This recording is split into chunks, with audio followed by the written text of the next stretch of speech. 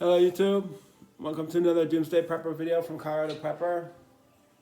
When the shades a fan, I plan on following a creek into the Rocky Mountains.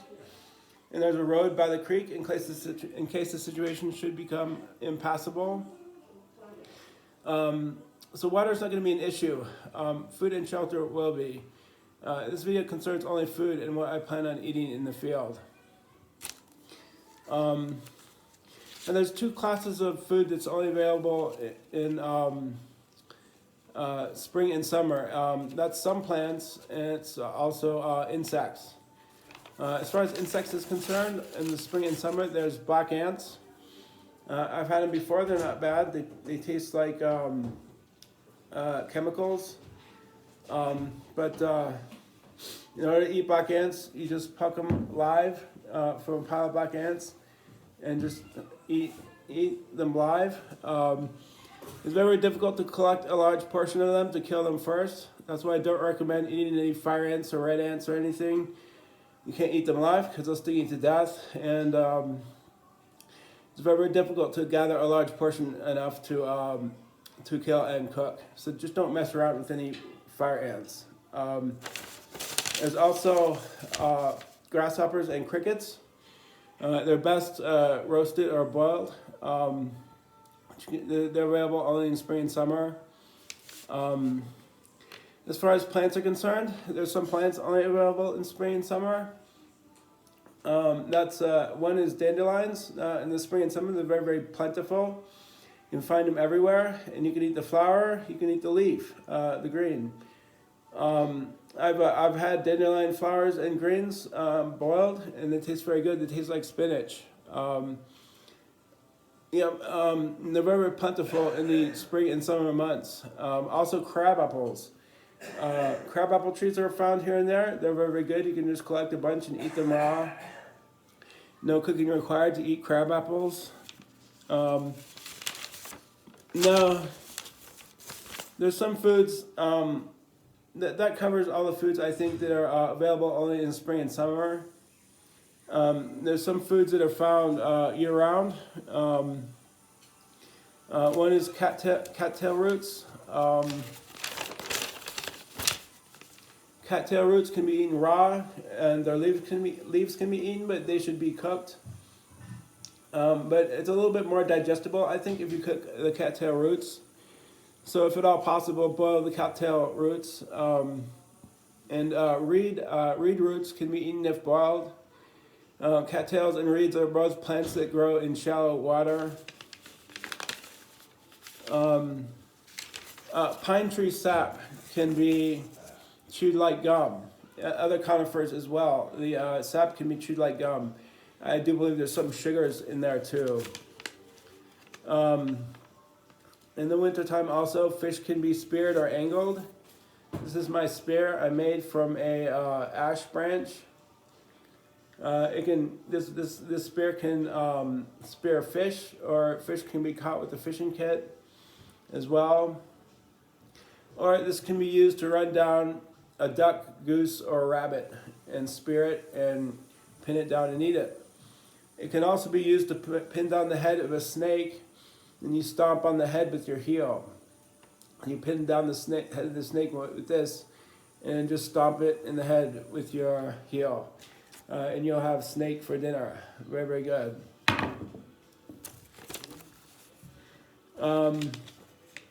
I don't recommend eating raccoons, possums, or rats because of the danger of rabies. Rabies can be transmitted just by handling the carcasses, even if they're cooked. Some species have a lot more incidence of rabies, and those are some of them. Raccoons, possums, or rats. Don't mess around with those. There's a danger of rabies. Without a firearm or a professional bow, it's next to impossible to take down a deer or a bighorn sheep. But if you have a gun and you're able to take down a deer, be careful not to touch the brain or spinal fluid or spinal material. The venison in Colorado has the mad cow disease. It used to be the mad deer disease. But the venison in Colorado has the mad cow disease, so be careful not to touch the brain or have anything to do with the brain or spine if you take down a deer. There's lots of crawdads in Colorado. I know how to fish for crawdads. I can cover it in another video. I'm not going to cover it here. But I have a method of fishing for crawdads. I've done it before. Earthworms can be found year-round by digging through moist dirt. They're much more palatable if you eat them cooked. They're kind of nasty if you eat them raw. But they're a decent source of food if you just boil them or grill them or have you. Don't eat any mushrooms unless you have professional survival skills. It's just too confusing trying to read the booklet that tells you what mushrooms are good and what mushrooms are bad. It's too confusing to understand. I recommend not messing around with any mushrooms or toadstools unless you have professional survival skills. It's very difficult to read the guidebooks in that regard. Now moving back to summertime, spring and summer. I saved this part for last. This is a procedure to detect edible berries found in the SAS Survival Guide. First, crush a small portion with your fingers and smell it. If it smells of bitter almonds or peaches, discard it. Next, crush some and rub it into the underside of your arm, right here. Inspect it later for irritation or rash. If there's irritation or rash, discard it. Next, place a small portion on your tongue and another under your tongue and chew a third portion. Wait 15 minutes to see if there is irritation or sore throat. If there is, discard it. Finally, if the berry has passed all these tests, eat a small but significant measure and wait 5 hours, eating and drinking nothing else. If there is no sign of illness, the berry is safe. Pig out and take notes or snap a photo to identify the berry.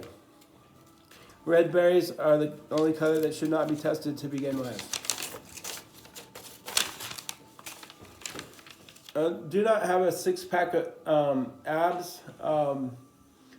This only applies to those that have no weight problem. To those that have no weight problem, I recommend gaining 12 to 15 pounds. So you're 12 to 15 pounds overweight. The reason being, it can serve you well.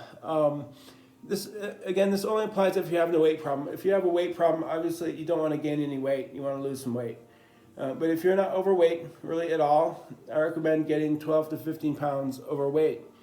The best fat to have is belly fat, which is the worst fat if you're overweight. But the best fat to have if you're trying to gain weight is belly fat.